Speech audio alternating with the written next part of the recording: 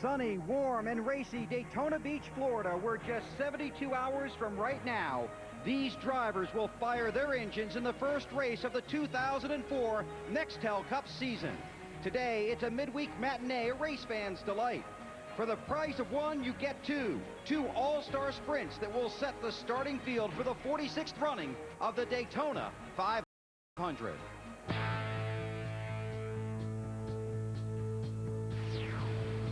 That 125 is definitely a different type of race.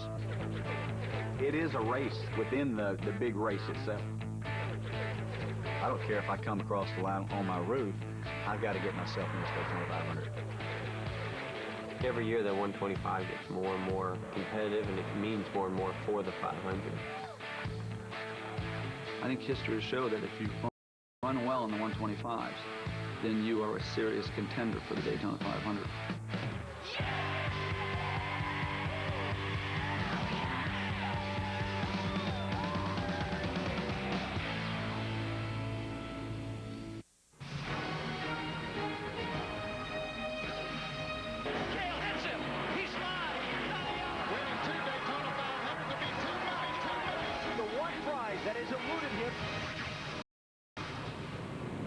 TNT Sports presents the 2004 Gatorade Twin 125s, live from Daytona Beach, Florida.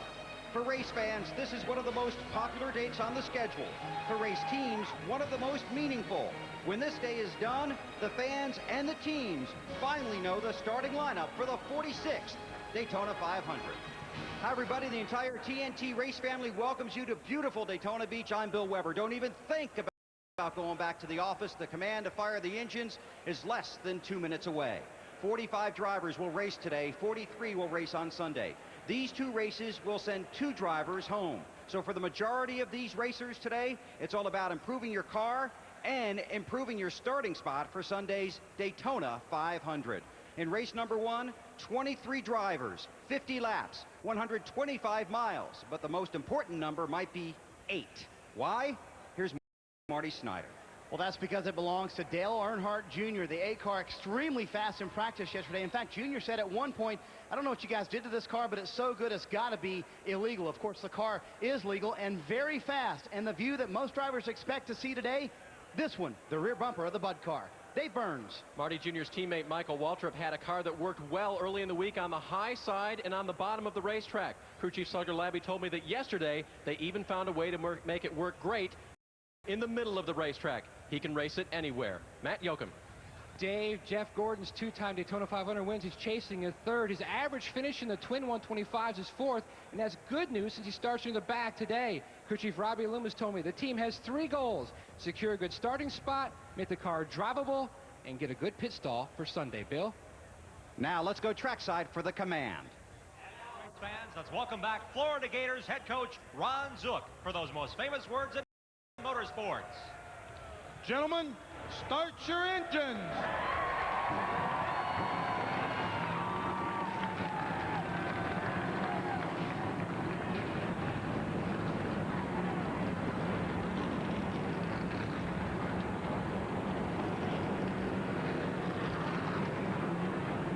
A sun-splashed day of pleasure and pressure. The dash into the Daytona 500 is about to begin on a windy day.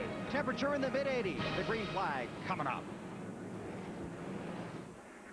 Gatorade Twin 125s, 125 miles, 50 laps around this 2.5-mile track. Drivers will have to stop at least once for fuel. Tire wear should be a big factor here this afternoon. Who hits the setup and who does not. Restrictor plates will keep these cars tightly bunched up. It should be an exciting afternoon.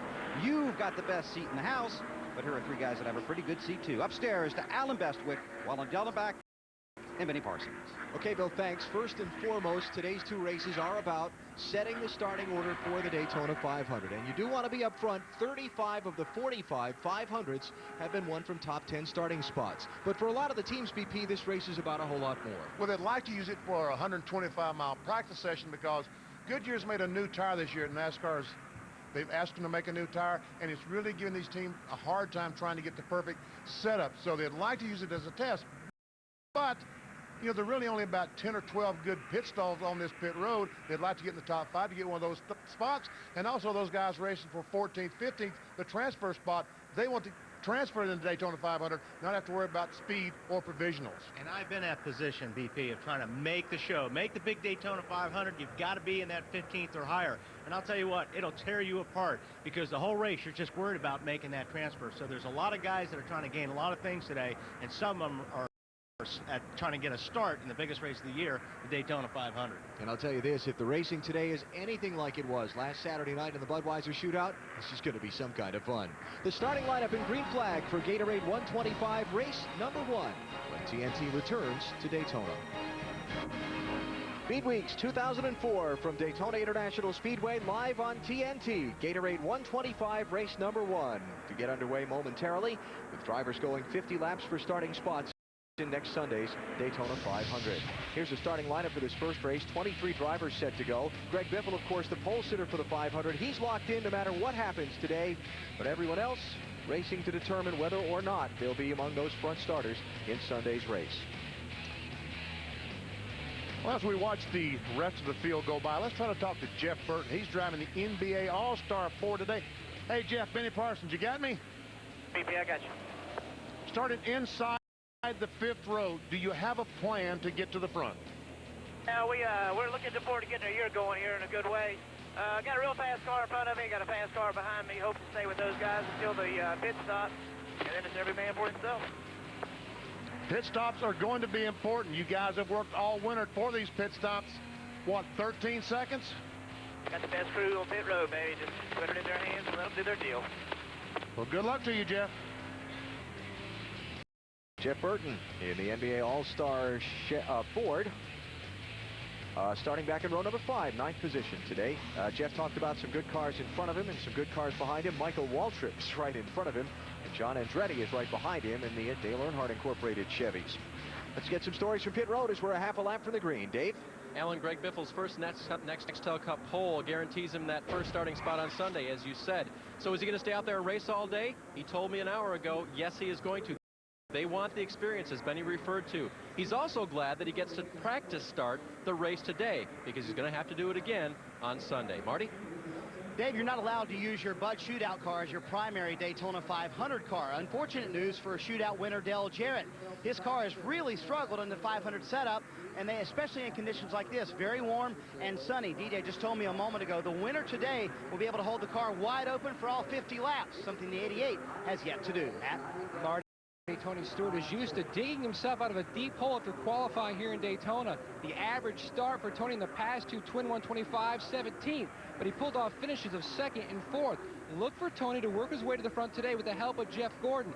Both friends knew they were in the first Twin, so they worked together during practice on Wednesday. Bill? You need somebody to root for today? Well, some of these drivers today are dreaming of winning the Daytona 500. Some are dreaming of just making the Daytona 500. Because of a poor qualifying run, a few owner points and no provisional, they have to race their way in. That's a lot of pressure, as Wally talked about. 2 of these 45 drivers on the track today will be spectators on Sunday. Alan, take us to the green. Pace cars off, Bill, and we're set to go. Greg Biffle and Dale Earnhardt Jr. will lead this field of 23 to the green flag to start the first of 50 laps in the Gatorade 125's race number 1.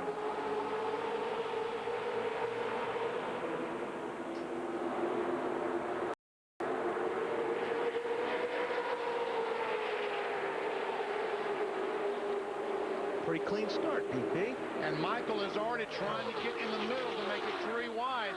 Talked to Slugger Labby, the crew chief on that 15 car this morning. He felt like that the middle might be good today. I think the middle's going to be good up until about 15 laps. Then I think after these guys get 15 or 20 laps, you're not going to see too many guys running that middle. Here comes Michael. He's trying it now on the low side. And Jeff Burton, he said he has some fast cars. He's right in the middle. Michael Waltrip, 15, John Andretti in 1. Yep. Those 2 cars of the 3 out of the Dale Earnhardt Incorporated still that have so dominated races here at Daytona and at its sister track, Talladega. Earnhardt Jr. and Michael Waltrip have won 3 of the 4 restrictor plate races last season and 8 of the last 10 that have been held. Biffle in the 16, Junior in the 8, trying to figure out Which car is fastest? Somebody smoking in there. Is that Jeff Burton? Jeff Burton. Sure looks like it. Looks like he's made contact. Maybe has fender revving the tire. All it takes is slight contact, and the sheet metal, if it bends and is very, very thin, to go in and rub a tire. Earnhardt Jr. and Biffle still side by side for the lead while the pack is in double file. A very quick refresher on how the field is set for the 500. Biffle is locked into the race. Positions 3 through 30. Biffle and Elliott Sadler are locked into the race after winning front row spots in last Sunday's Bud Pole qualifying. Positions 3 through 30 will be determined by the top 15 finishers in today's 2 races, not including Biffle and Sadler. So the first 14 in each race. I'm getting my numbers going here. We're looking 15th is the transfer spot, not including Biffle and Sadler. They'll fill out the rest of those positions. Then they fall back on time trial speeds from Sunday, and then they fall back on provisionals.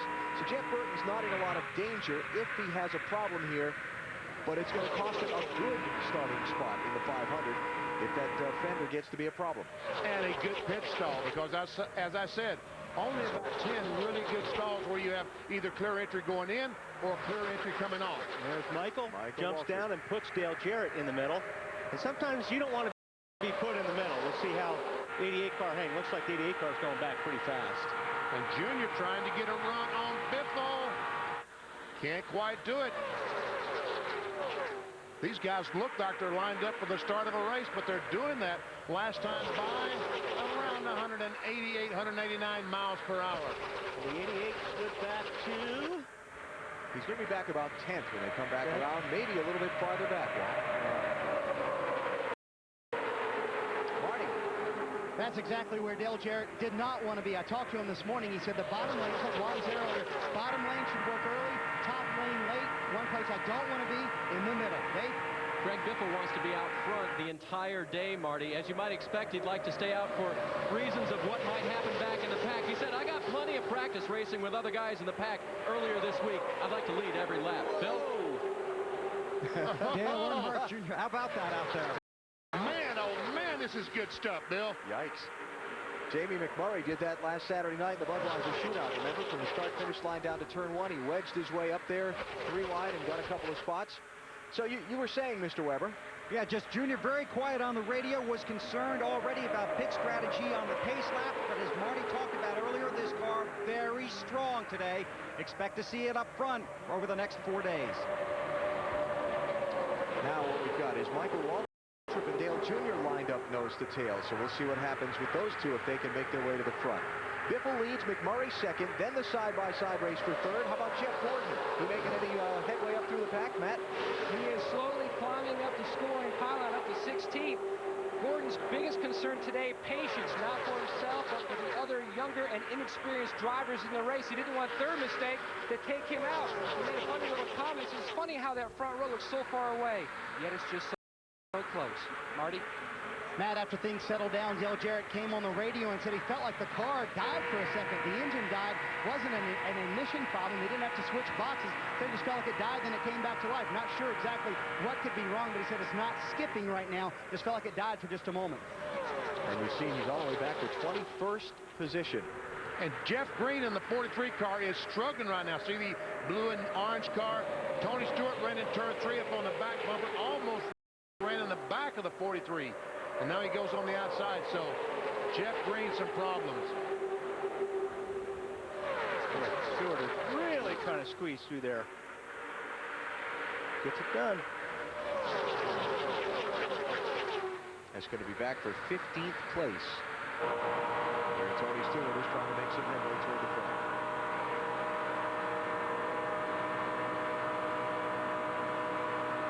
So Biffle has led all of the laps so far. Michael Waltrip and Earnhardt Jr. not able to hook up together and make any headway toward the front. And Tony Stewart, let's get an update on him. Marty?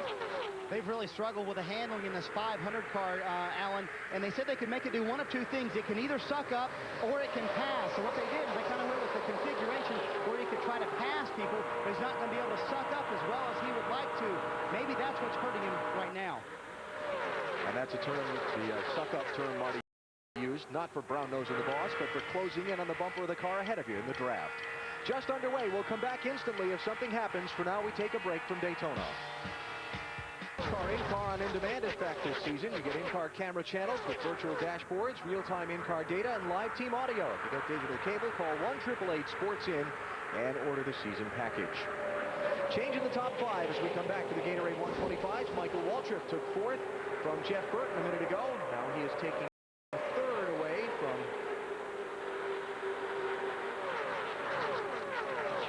Ward Burton. And Dale Jr. just not able to make any progress in that outside lane. Actually, he's losing a little bit of ground up there. But he didn't have anybody really behind him drafting him. And Michael Waltrip is pulling down. He's trying to tell Ward Burton in the 0, look, go with me and see if we can't work our way to the front. Hey, Marty, the 88 is not making any progress toward the front.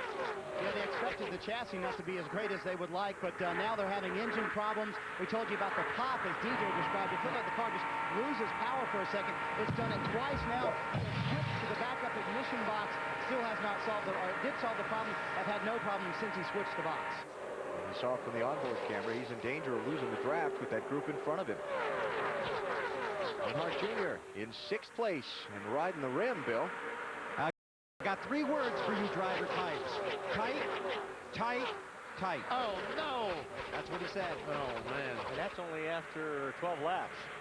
And that was a few laps ago, so, you know, got tight early on him. And some of the other guys talked about the same thing, including the 99.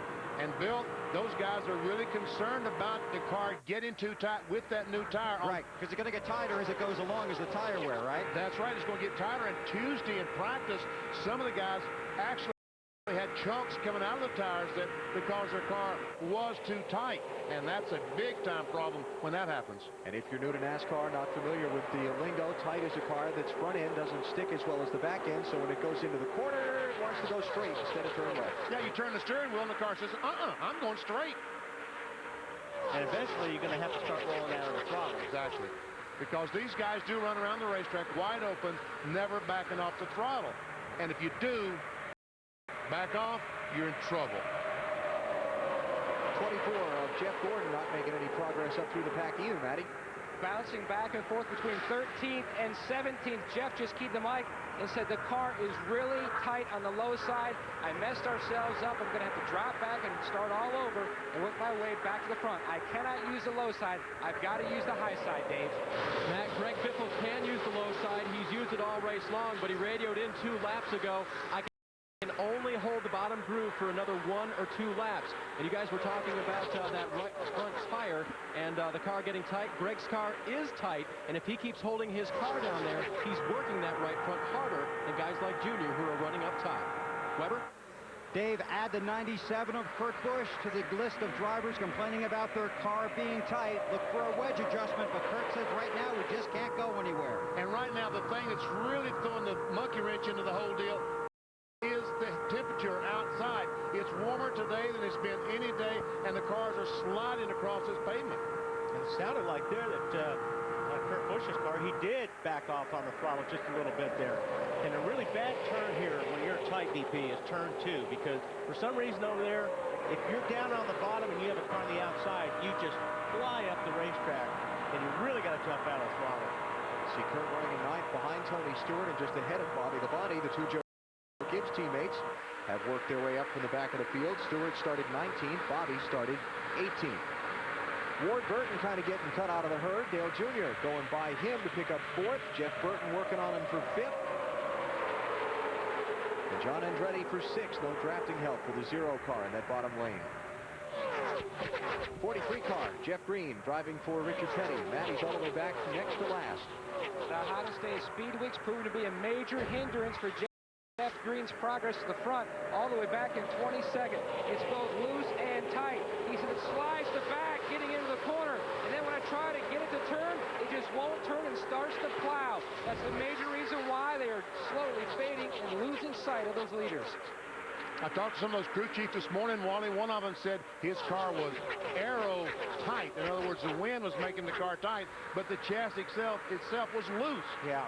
Man, what do you do with that? And then especially especially when you're in traffic, that hurts your nose even more because they're stealing air from the nose of your car, so you're not getting that air to help push the front of the car down the racetrack to give it grip. This is for 7th place as Bobby Labonte takes it away from Ward Burton and continues trying to move toward the front. Greg Biffle has led all of the laps so far, about to complete the 17th of 50 in the first Gatorade 125. Gatorade 125-mile qualifying races live from Daytona International Speedway on TNT. Greg Biffle started on pole. He's led all of the 20 laps so far. Michael Waltrip has moved up to second, passing Jamie McMurray a second ago. You see McMurray with the star on his hood, all by himself with no drafting help. Kind of getting shuffled back. Dave Burns. Alan, we're keeping our eye on those DEI teammates, Michael Waltrip and Dale Earnhardt Jr., and they asked Michael which lane works better, and Michael said, I don't care. Tell him to pick a lane. I would assume that him is Junior. Weber, are they telling Junior which lane? Well, Junior got on the radio and said, get Michael to pick a lane, so the team working back and forth, but Junior's car is so tight, he said on the radio he cannot close up to the 15. Look for the 8 on pit road around lap 29 or 30. The 5 car may be losing an engine on the track. Uh-oh, Terry Labonte, that would be trouble. He's back in 15th place. By the way, while you're watching the ticker come across the top of the screen, see the names in white right now. When we get to the transfer spot, which at the moment is Terry Labonte, after that, yellow. Oh, trouble off turn 2. That could right be front the tire, Scott right Riggs. front. Yep. You see, you knew that somebody was going to lose a right front and give everyone else a break. Because those cars, all of those guys look like they're tight. They all moved to the top of the racetrack, and we still had 8 or 9 laps before they were going to pit. And now, if they pit now, they're going to have to run about 30 laps. They're going to really be sitting on pins and needles those last 10 laps. You are right. So caution out for the first time today. Comes out at lap number 22 for Scott Riggs, who was running in 18th place and had trouble off of turn number 2 in the 10 car. So all these cars will dive on the pit road next time and make those much needed adjustments. And I think some of those cars are overheating, Wally, because the ambient temperature is warmer today. They use tape on the grill so they can only allow so much air to go through to cool the radiator. It's been 210 degrees. As the ambient temperature goes up, so does the water temperature inside the car. They got to get some of that tape off, which will hurt their handling. Right, that's right, because when you take the tape off the front, you open up that grill more, and it takes downforce off the front of the car. So, yes, BP, that's going to make these cars push even more. Check out what happened to Scott Riggs, top of the screen. So he was in the corner. Yeah, way up there, in between one or two. That might be a situation. Someone was talking about getting loose going in the corner. You know, it may be he got the car loose. It certainly looked like a right front tire, but we'll find out. Just one of our crack pit reporters. We'll find out in just a moment. Matt. BP, he was complaining the car had a terrible tight condition. He tried to go to the high side to help the car out, but it just wasn't enough, obviously. Riggs with the 29th fastest time in last Sunday's qualifying, 24th in owner points. This team was from last season. So he's pretty safe to be in the 500 on Sunday, but from the looks of that car, they may have to find the backup car. Matt, did Scott say anything? Did he just go up and the car push into the wall, or? Still checking on that part of the conversation, Wally. Right now, they're just concerning themselves with trying to fix that right front fender. The cars hit pit road. Here they come. Stops at lap number 23. It'll be Biffle, Waltrip, McMurray, Earnhardt Jr., and Burton leading them in. How about Tony Stewart? Running 7th right now, Alan. He said it's going the way we want it to go. We're not very far off, just a little bit tight off turn 4. A wedge adjustment trying to loosen him up, Dave. Greg Biffle screamed in, overshot his pit. They had to push the car back. They're making a track bar adjustment and an air pressure adjustment to the right rear to loosen the car. Bill? Wedge and track bar adjustment for Dale Earnhardt Jr. and 4 tires. He's already down. You got to get that fuel full. Matt. Bill, there's slight cosmetic damage to the front bumper of Jeff Gordon's car after contact with the 9. Air pressure adjustment, a little bit of trouble on the left front. Air pressure adjustments on the left side to help fix that car's tight condition. 9 was in there backwards there for a while, BP. Yeah, and because he spun around backwards on pit road, he's going to be held for 1 lap. That's the penalty if you spin on pit road. Now they may appeal and see if the spin was caused by contact from another car, but Jeff Gordon keyed his mic on his way to his pit stall, said, guys, I screwed up. I hit the 9. My mistake. Let's see how that comes out. So at least NASCAR is releasing the 9 car to go back on the racetrack. He will not be lapped. He's got to come back in and get 4 tires. You see, that's after he's already spun. You can see the bumper there. Yes. Right where the Dodge is all caved in right there. Oops. There you go. the other bumper. BP, you're out of practice. Yeah, I am. Under caution here in the first of the Gatorade 125s at Daytona International Speedway. Looks like Michael Waltrip won the race off of pit road. You're watching NASCAR on TNT.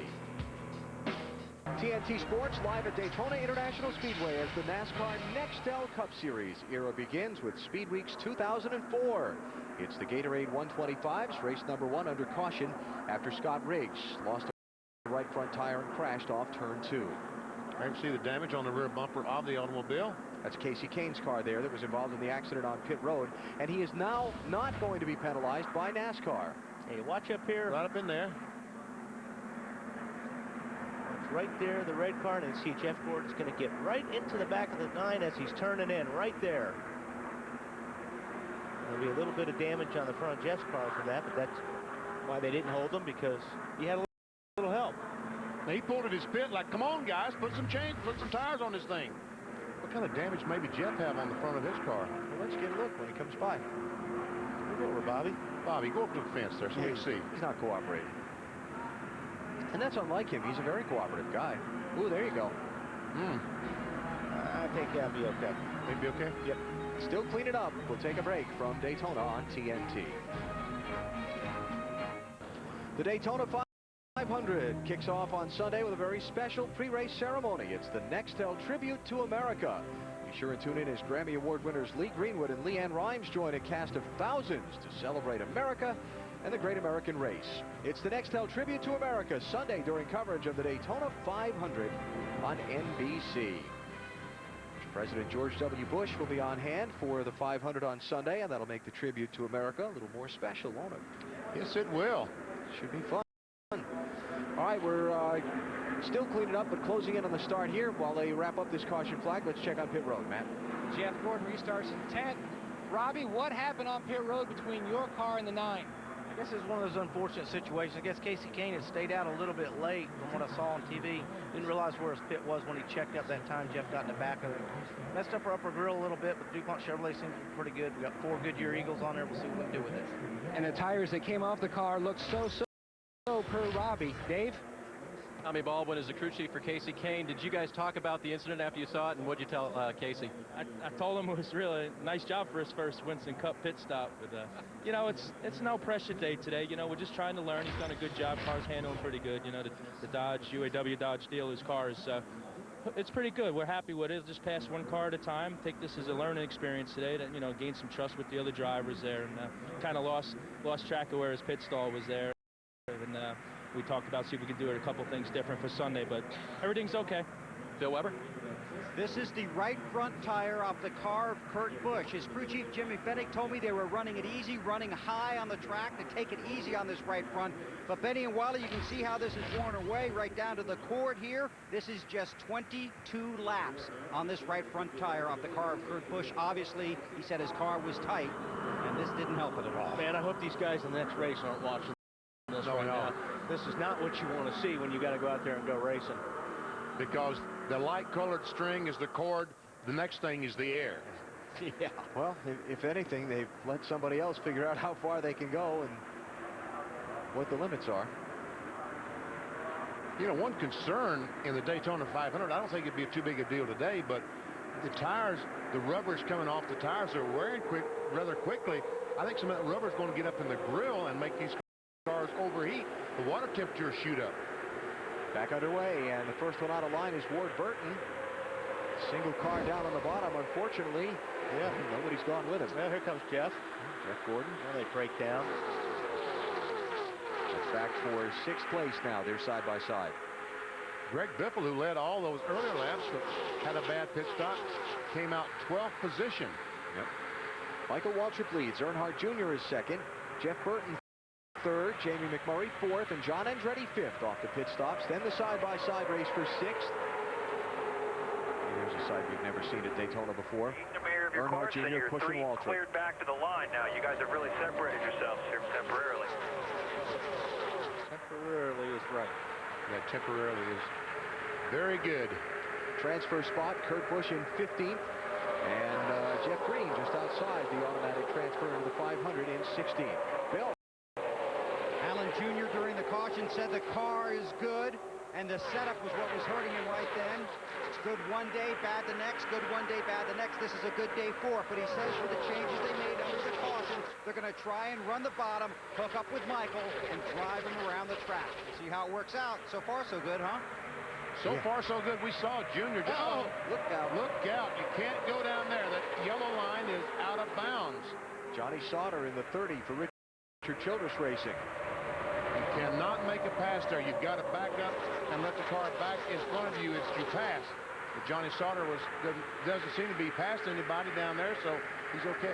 Looks like he went down there to avoid an accident, then lifted off the gas, and that lift off the gas not only put him back behind the cars he was behind, but look at the gap up to the cars he was racing with. You get out of that gas just for a second, and that's how much you lose, and then it's really hard to make that ground back up unless you've got somebody behind you pushing you.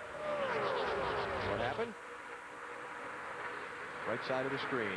I think there just went some blocking going on there is what that was all about. That's Derek Cope in the middle car and Jeff Green in the 43. So you're right. He had no choice but to go down there to avoid running in the back of the 50 of Derek Cope. Oh, guys, play nice. Cope got in the back of the 43 car a little bit of Jeff Green, too, right there. That race for 6th is sorted out single file. Ward Burton now ahead of Jeff Gordon. Followed by Tony Stewart, Kurt Busch, and Bobby Labonte. Greg Biffle, the pole sitters, back in 11th now. Matt?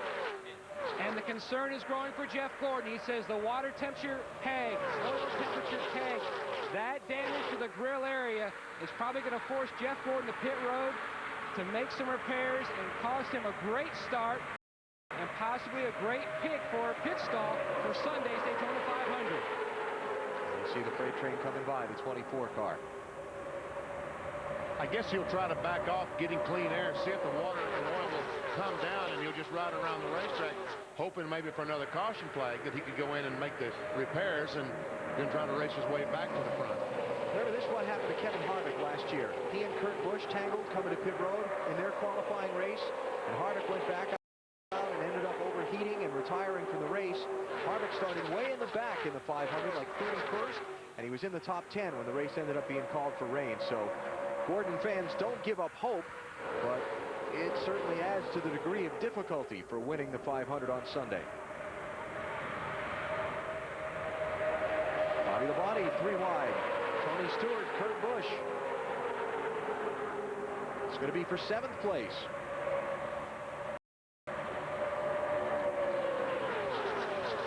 And while we watch this, let's check with Marty. Scott Riggs, the reason for the first caution, what happened? Ran out of rubber. Just the car was really tight. Probably tighter today in this hot sun and the heat. Worse than we anticipated. And just didn't free it up enough. The car would really pull up good in the draft, and all of a sudden got really tight. And I was trying to take care of it, but lifting in each corner, it's pretty cool to be able to do that because it puts it back in the driver's hands. But when your car's not working well, it's no fun because you can't run wide open and catch someone. So all the guys in the Valvoline Chevrolet get the backup out, and that ran the Bud shootout and poured a card on it, and can't say enough about Hendrick's engines. They're running well. Just got to start in the rear, and we'll have to show them what we got on the 500.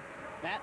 Jeff Gordon already on pit road. They pulled some tape away from the front, tried to make some repairs to that grill. Robbie Loomis said, do you think if you drop back and just get some clean air, will that happen? He says, no, it is so far pegged. I am coming as soon as I can get to pit road. His worst start in the Great American Race 29. It looks like he may have a worse start than that for Sunday. And we saw him when he left pit road smoking. It's already gotten so hot that the cylinder walls are distorted and allowing the oil to get by the rings. Also on pit road, Andy Hillenberg's car being pushed backward toward the garage. That the Junie Donlevy entry with no provisional to fall back on.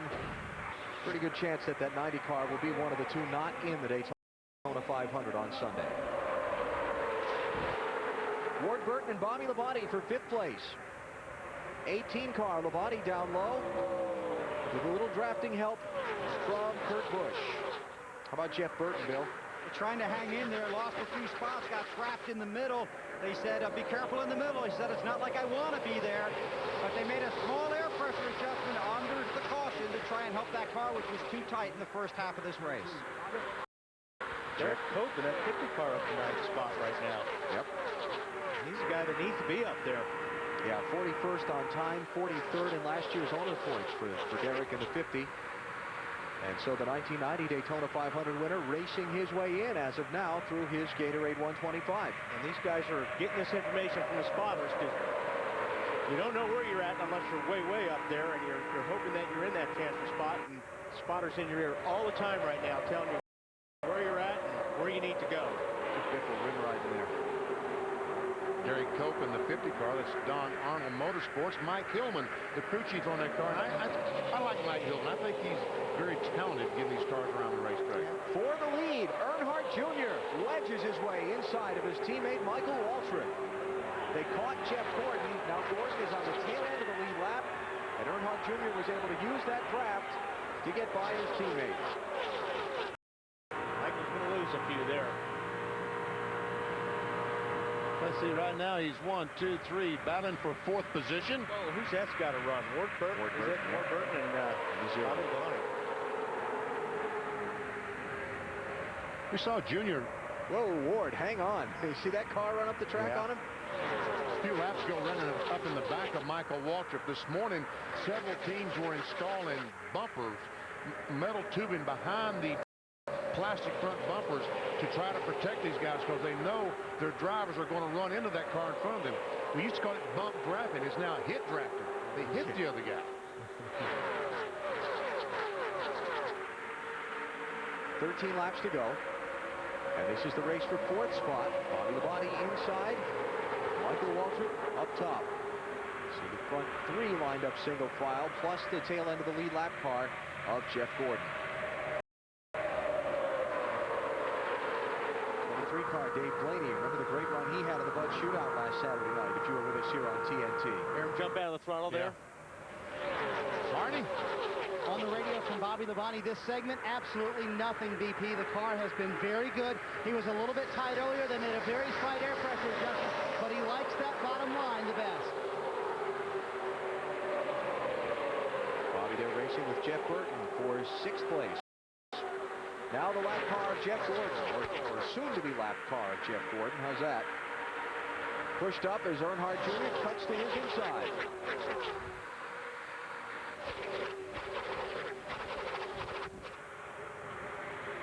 Johnny Sauter, we saw that 30 car fall back earlier and go to last, but right now he's worked his way back to 13th. He's in the Daytona 500. There he is. The AOL car. Matt?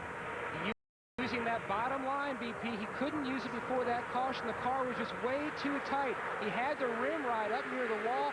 His owner, Richard Childress, on the radio, giving him advice on timing as far as which line is moving fast to try to jump in. But he is moving well on the bottom, Dave. Matt Casey Kane is making his way back up through the field. He made a 4-tire change after he came back on pit road, but they made no chassis adjustments to that car. It's working pretty well, just a little bit tight. Remember what Tommy Baldwin said, too? He said to Casey, I heard him say, we're sure glad this happened today and not on Sunday. Marty? Dave, look at Tony Stewart, motor up through the field, up into the top 5 right now. The car, excellent. He said earlier, the race is coming to us. All the changes we made, we guessed correctly. Bill? Kurt Busch hanging on in traffic, 4 tires and fuel on the last stop. 2 turns out of the left rear, and they raised the track bar 2 rounds. So a major chassis adjustment. Remember, we showed you his shredded tire. Busch trying to hang out of the front of this field. And I don't think Busch wants to be where he's at right now, Bill, and that's right in the center. And he had to jump out of the throttle, and we were riding on board with him a little while ago, so I know he wants to get either in one line or the other right now. At 6th, 7th, and 8th places there, racing 3 wide. Bobby Labonte, Kurt Busch, and Jeff Burton. On board Jeff.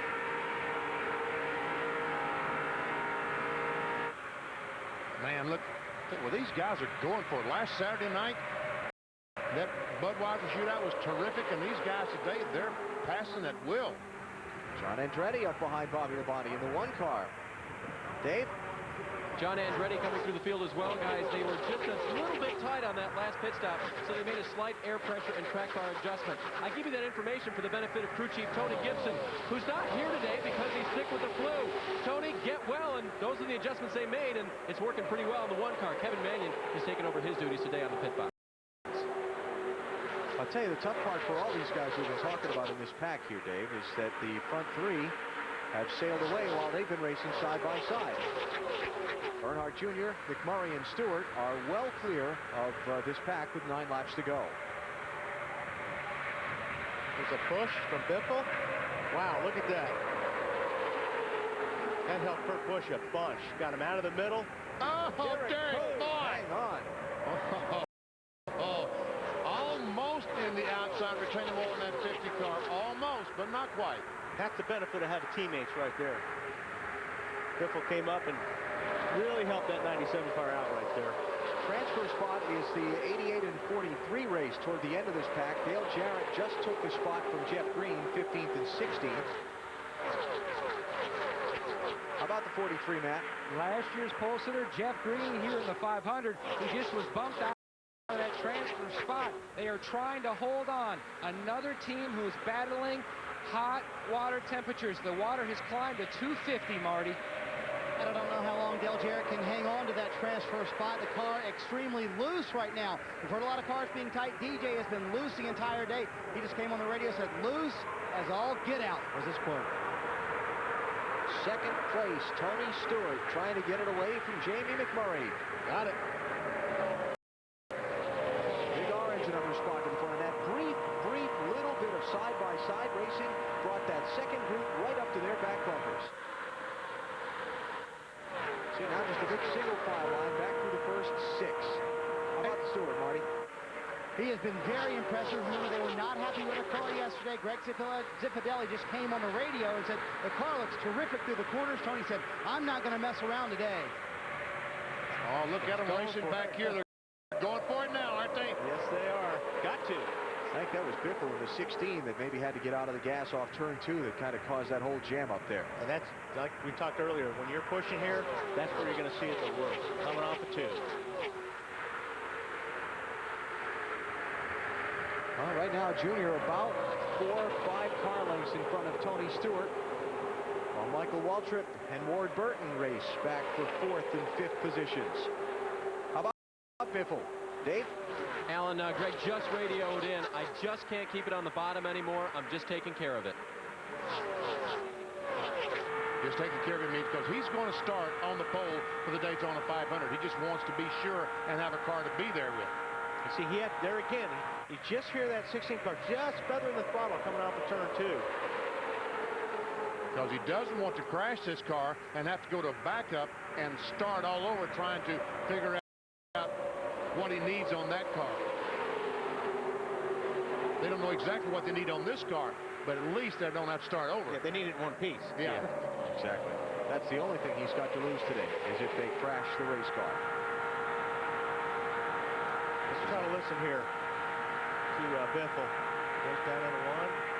On the gas. Just rolled out of it. A little bit getting in. Make the car turn. Get down the bottom. Let's listen here. Coming 1 back. That's pretty good there.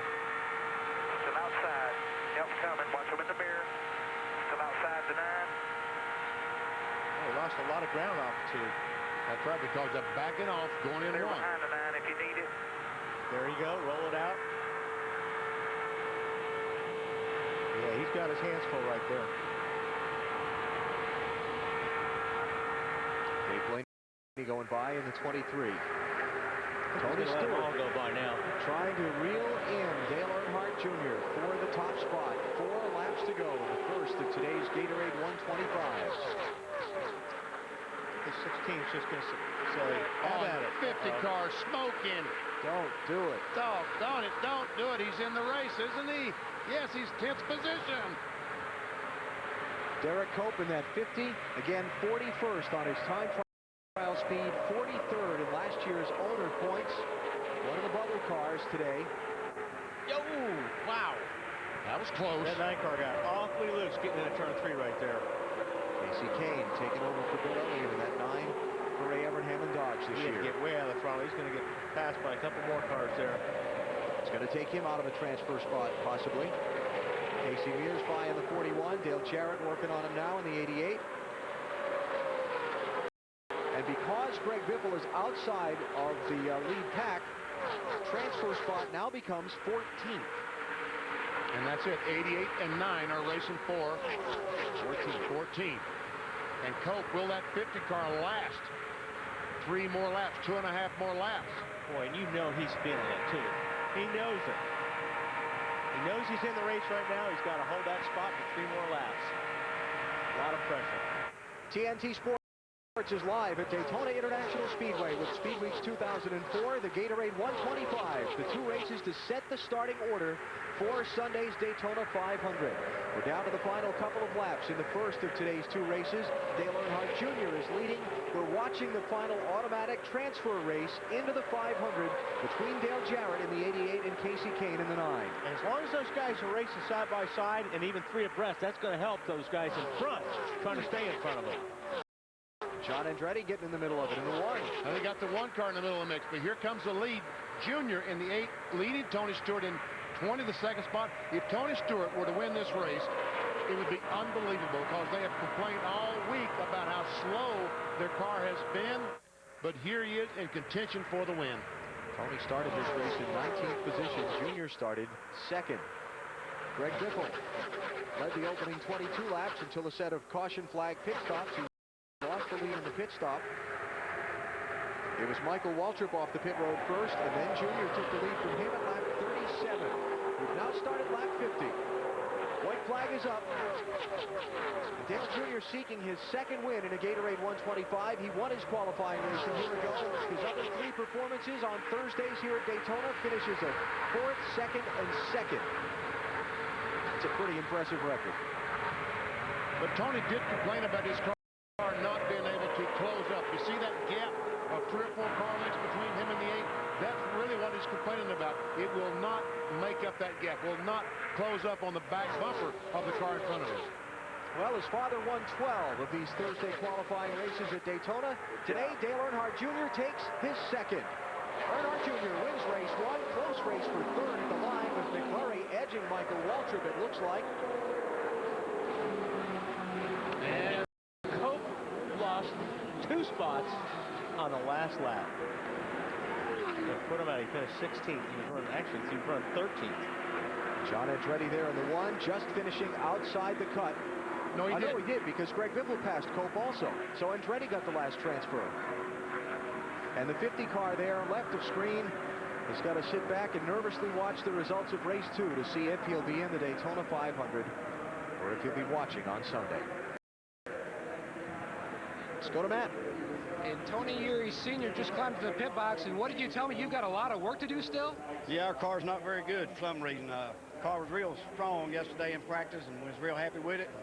Went back today with the sun out, and it's not very good. So we pushed the right front tire off in that first 23 laps or so we run there when that caution came out. And seemed like our teammate don't want to be a teammate no more. So we ended up dumping him at the end to go on and win the race, what we supposed to do. And that's the way they want to play. That's the way we're going to play. Should make for an interesting Sunday, guys. Wow, that was strong. Michael Waltrip reference there. Woo. So Dale Earnhardt Jr. picks up in the neighborhood of 50 grand for winning today's first Gatorade 125 as we check out the results. Tony Stewart from deep in the pack to 2nd. And what this means is that Earnhardt Jr. will start 3rd, Stewart 5th, McMurray 7th, and so on in Sunday's Daytona 500. This is the inside line for the lineup of the Daytona 500. There we see Andretti, last car to transfer in today's race. And Derek Cope in 16th place. From there on down, did not make the cut. They'll have to wait for the results of the 2nd race and then go back on time trial, speed, and provisionals to fill out the 500 field. So race number 1 is over. We'll talk with some of the finishers and then set the stage for race number 2 when TNT returns to Daytona. The Gatorade 125s from Daytona International Speedway are brought to you by Gatorade Thirst Quencher. It's in the Gatorade 125s. Is it in you? AutoZone. Get in the zone. AutoZone. and high endurance clear gel from Old Spice. Race number 1 of the Gatorade 125 is over here at Daytona. Dale Earnhardt Jr. is in Gatorade Victory Lane with our Bill Weber. And Dale Earnhardt Jr. climbs out his 7th career win at Daytona. And this is a big one. Put you in great shape for Sunday. How was it out there? Oh, real tight. Man, that first run, you know, we was racing with Greg for 4 or 5 laps, and that's it. Tires were junk after 4 laps, and I knew if I was going to win, I had to get my Michael real quick, and I knew if I didn't push him past that 24, he'd get stuck beside him or behind him one, and he did, and left a little bit of hole down there, and I was going for the win there. So, you know, the car's good. I wanted to see what my car would do out front, and it was okay out front, and you know, we got a great car for the 500. Just got to be leading. That's all there is to it. After the race, Tony Sr. talked with Matt, and he said the 15 and the 8 didn't seem to work together, like the 15 maybe didn't run with you as you expected. Well, I mean, I think, you know, I was on the outside there at one point in the race early, and we had a pit stop to go, and he went to the inside and left me out there by myself, and, you know, so that kind of wrote the script for the rest of the race for me, and I was out there on my own from then on out. So should we expect to see you guys together on Sunday like we've seen in the past? Well, I mean, me and Michael will draft fine together in the future. We just didn't that day today. Me and Tony, same way. We'll race each other one race and help each other the next. But you know, you can have friends, but you can't be friends to the end. I mean, you know, you got to go for the win. But real proud of my team. I got a benchmark my daddy set as far as wins at this place I'm shooting for, and we got another one today. All right, see you Sunday. Thank you. Matt? Michael, strong comments by Tony Eury Sr. from your teammate on the 8. What happened between yourself and Junior? You know, it was a dead-end road where Junior was heading. They were all lined up on the bottom, so I just got in line. You know, it wasn't any big deal. I love Dale Jr. We worked so well together. I thought when we caught the 24, it'd be a chance for him to get me. He pushed me so strong to the 24, I couldn't turn my car to the left. He had me pushed out of the way. But, you know, Junior and I, we do a nice job on the track. Those cats on pit road of the 8, you know, you just have to take it with a grain of salt when you hear some of the stuff they come up with. You still going to work with them on Sunday? Like I said, I love Dale Jr., and we've had a lot of success together, and that will continue. I thought we did a nice job working together, and I don't blame him for getting the win. The last time I checked, they paid more if you finished first. So our Napa Chevy ran good. That was a great chance for Junior to jump on me. You know, I'm amazed that those crew guys can carry on like that. But we know what the big picture is, and the old Napa Chevy will be a part of it on Sunday. Big picture's another Daytona 500 win. Dave? Tony Stewart comes home second, and Tony, after earlier this week, I mean, are you just pleased, surprised, or are you just proud of your guys? Well, I'm somewhat surprised, I have to admit, but I'm also extremely proud of my guys. I mean, we kind of knew what position we were in the last couple of days, you know, with horsepower, so we just really worked on our car and tried to get the handling the best we could, and, you know, that's what happened today. We just outdrove those guys. We had a car that drove better than a lot of their cars, and, you know, when it came time to move around on the racetrack and go places that we needed to go, you know, we were able to do that with a good car. So I'm proud of all these guys in the Home Depot team today. This will now be Tony's best start since his outside pole in 1999. Marty? Well, Dave, inevitably the Twin 125s have some drama in them. Unfortunately, it's bad drama for Derek Cope today. You were running in the top 10, looked like you were in the field easily. Then what happened, Derek? Oh, I just tried to, I had a run at Andretti, and then he tried to, you know, move his way in line, and then he just tried to hit me in the rear and turn me sideways. I saved it, but I lost all my momentum, and then out front we're tough without nobody pushing, and I thought Mears was going to hang with me, and, you know, he got me on the outside. A mistake on my part, but you know, just a fun race. You know, and just unfortunate that we come up a little short. We'll just have to see how the second race goes and see if we get in or not. How difficult will it be to watch that second race, Derek? I've been there before. I'll be there again probably. So I'll just get up there and what comes may. You know, we'll deal with it. But it's unfortunate for these guys because you know, they gave me a great race car. Mike Hillman, the guys that I got oiled down the first segment. Caution come out, we come in, he freed it up, and she was good from there. And I just hung out there for a while and, you know, made some good moves and got a little bit of help, and I thought we were going to be in good shape, and then that I let Andretti in about 3 times to save his ass, and then over here he just Middle Giant went crazy. The 1990 winner will have to wait to see how race 2 unfolds to see if he'll be in the 500. There's no emotion in racing. Oh, I tell you what, I love it. Already we've had a qualifying race already during most of it. Atta boys! Dale Earnhardt Jr. won the first of today's Gatorade 125s. They're gridding the cars for race number 2. We'll turn our attention in that direction when NASCAR on TNT returns to the Daytona International Speedway.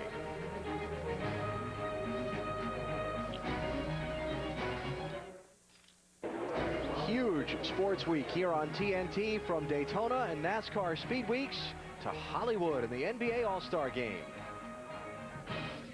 Friday night in prime time for the first time, LeBron James and Carmelo Anthony are going to team up.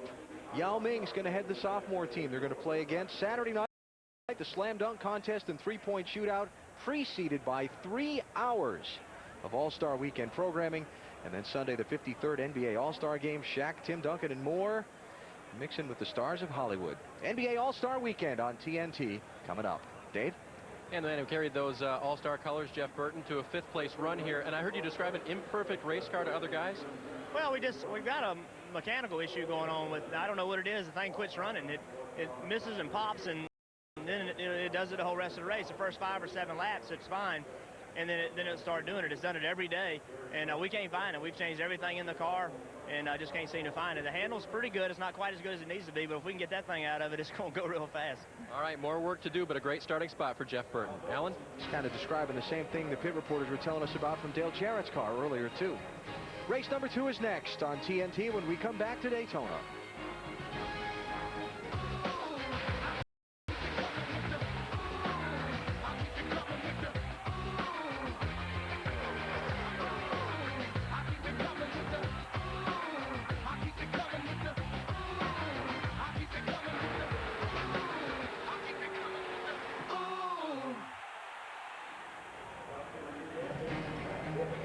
TNT's live coverage of NASCAR continues as we get ready for the second of the 2 Gatorade Twin 125 qualifying races. These guys got to sit and watch and learn in race number 1. We'll see what happens in race number 2. It's a 22-car field. They're paused for the command. So let's go trackside and get the engine started for race number 2. And now here to get the command is the Grand Marshal of Gatorade race number 2, Curtis Lepley, the merchandising manager of South Florida ExxonMobil. Gentlemen, start your engines.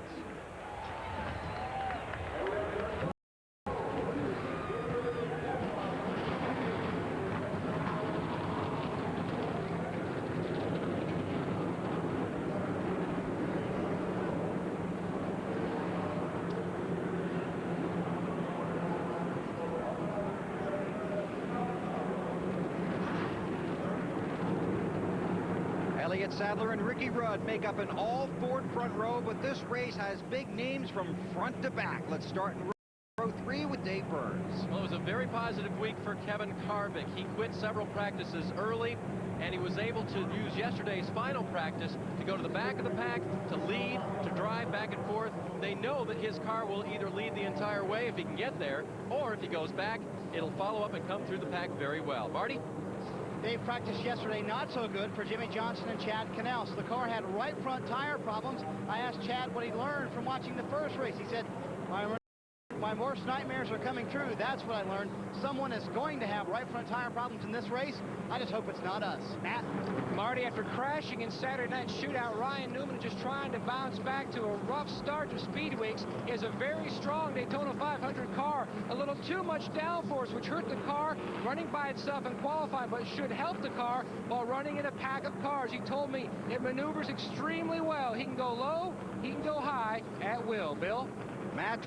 22 cars, 50 laps, 125 miles away from the Daytona 500. Will it be Victory Lane or I-95 North? We're all about to find out.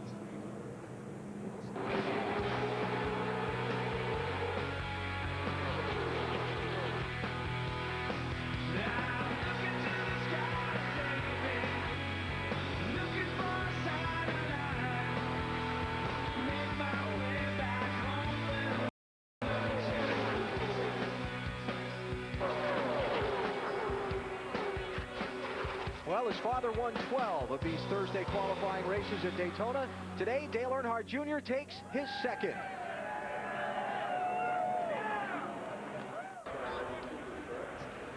Welcome back to Daytona. Why do you really want a good starting spot for Sunday? Well, only twice has the Daytona 500 been won by a driver starting outside the top 20. Bobby Allison started 33rd and won here in 1978. The other guy, the king of cool, Benny Parsons in 75 from 32nd. Back upstairs to Alan Wally in VP. How about you, king of cool? Thank you very much, Bill. There you go. All right, let's take a look at the lineup for the second of today's qualifying races to set that starting field for the Daytona 500. Elliott Sadler winning the outside pole last Sunday in Bud Pole qualifying. He's locked into the 500. This is a test session for him. Everyone else trying to grab one of the other top 14 finishing positions besides Elliott Sadler to get a locked-in up-front spot for Sunday's race. Great qualifying run for Kevin LePage and Joe Nemechek back in row 2. And Harvick, Sterling Marlin, I think they will be heard from before this race is over. Heard a concern on the part of Jimmy Johnson's team over the tire issue here. He's going to come from row 4 with Rusty Wallace. Jeremy Mayfield will drop to the back of the field. His team changed an engine during the week this week. And in row 6, Robbie Gordon. You know, Dave Burns was talking about Harvick having a good car, not putting a lot of laps. Another guy, Robbie Gordon, pretty happy with his car. Hey, Robbie, this is Wally up in the booth. Can you hear me? Hit him again. How about it, Robbie? This is Wally up in the booth. Can you hear me okay? Hi, Wally. How are you? Doing good. Now, you had a car cover on your car most of the day yesterday, and that's usually a good sign from a driver. You must be pretty happy with that car right now. So excited about our car. It was pretty fast in both the practices. We think we have a good race car. Obviously, the key to today is getting through here with a clean car. We won the 125 last year, but we're not going to take any unnecessary chances. Try to save this thing for the 500. One thing we do know is this car is better than the one we have in the trailer. Well, that's good. Now, you watched the first race. Any concerns with tires for you guys? You guys pretty good. We had some 25-lap runs in practice. We feel pretty good about our car. You know, it does concern me we have it running this kind of temperature. It's the hottest it's been down here. I was able to talk to both Greg Biffle and Johnny Sauter, and you know, they said they definitely both of them had tire issues. Unfortunately, our car was already pushed through tech at that time, so there's nothing you can do about it until after the first stop. I'm sure Chris Andrews and everybody on the Singular Wireless team will make some changes to it, and hopefully it's the right ones, and we can take this thing to the front. Okay, Robbie, hope so. Good luck. Thank you. Robbie Gordon, defending winner of his Gatorade 125, going to line up in row 6. Race number 2 starts when we come back to Daytona. Business.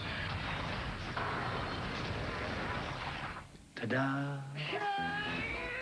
The cop, the mob, the crime. The NASCAR NEXTEL Cup Series is from Daytona International Speedway. A beautiful mid-80-degree day. Hope it's like that where you are. And we're getting set to watch Gatorade 125 race number 2. They are less than a lap from the green flag for the second of the qualifying races, and let's head down to pit road. Bill, what do you have? Alan Elliott Sadler will start on the front row for the Daytona 500. Will he protect his car today? No. Crew chief Todd Parrott says they will race for the win. Ricky Rudd won the pole here in 83. His best finish third in 81. His best chance to win the Daytona 500 might be 2004. We'll see what happens. Matt? Bill, the window for Rusty Wallace to win his first Daytona 500 is slowly closing 0 for 21. If this is the magic year, he needs to help himself today with a strong starting spot. But what the 2 team has to deal with, 2 new pit crew members. They tested guys yesterday, put them on a plane today, a new jackman and tire carrier for Rusty Wallace, Dave. And Mark Martin is also looking for his first Daytona win. He has been using words like perfect to describe his car all week long, and he just radioed to his guys, this is a warm-up for Sunday. We can do this thing. Marty? Dave, defending Cup champion Matt Kenseth has what he describes as an average car for this weekend so far. They've gotten it better as the weekend has gone along. Now this morning, Robbie Reiser told me the tire wear has been so good for us, I would consider taking only 2 in this race. After watching the first race, no way. I've got to have 4 tires if you're going to win this thing. All right, so the stories from pit road as we get ready for the green flag in Gatorade 125 race number 2. 50 laps is the distance today. The pit window, the 25 if they make it there. We saw the caution come out for a tire problem on Scott Riggs' car in the first qualifying race at lap 22. That's exactly right. Now and all these guys are concerned about that. So I doubt very seriously these teams will run these drivers much past lap 25 if it's perfect. The top 14 finishers, not including Elliott Sadler, automatically transfer into the Daytona 500 on Sunday. Pace car is coming off. Crowd is standing up. And the green flag is about to wave here on Gatorade 125, race number 2.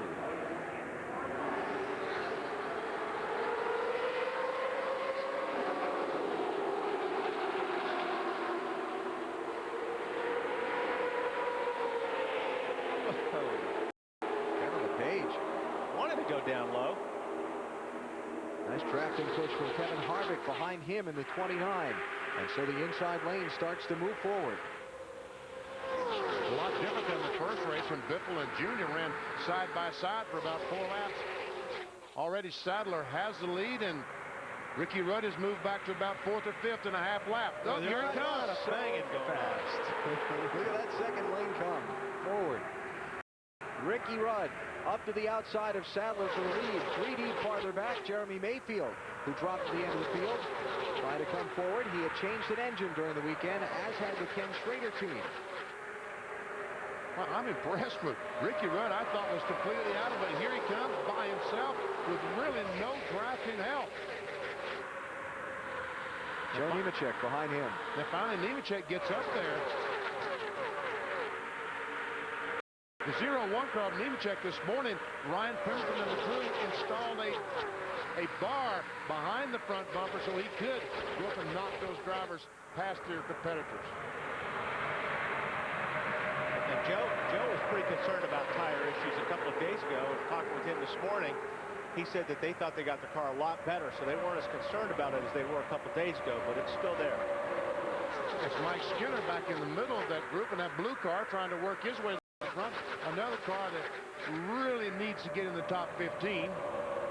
Yeah, Skinner with no provisional to fall back on because this is an extra car out of the Richard Childress shop this week, and his time trial speed was only 36th fastest. So watching that car in draft practice, though, he looked like he had a pretty good car in the draft. So Mike gets around this place really good. He knows how to draft really well, so he could be okay. He was 13th that time by, solidly in the Daytona 500. Ricky Rudd poking out in front for the race lead as the inside line falls back a little bit. Rudd to the point, and that's Ryan Newman down low. Won by Brian Vickers. Is he flirting with it? He was flirting with that yellow line.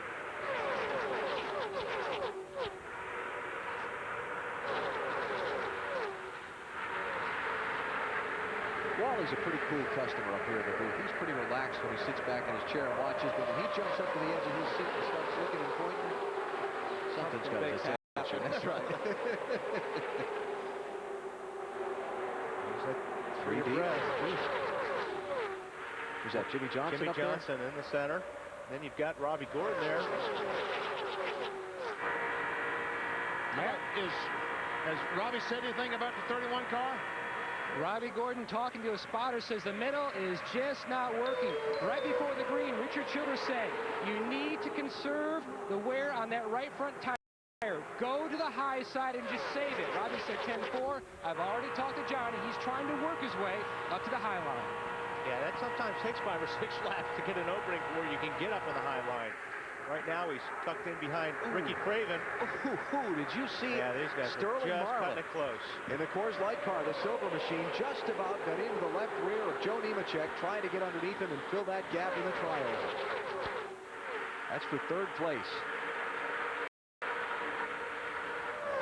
Harvick in the middle now.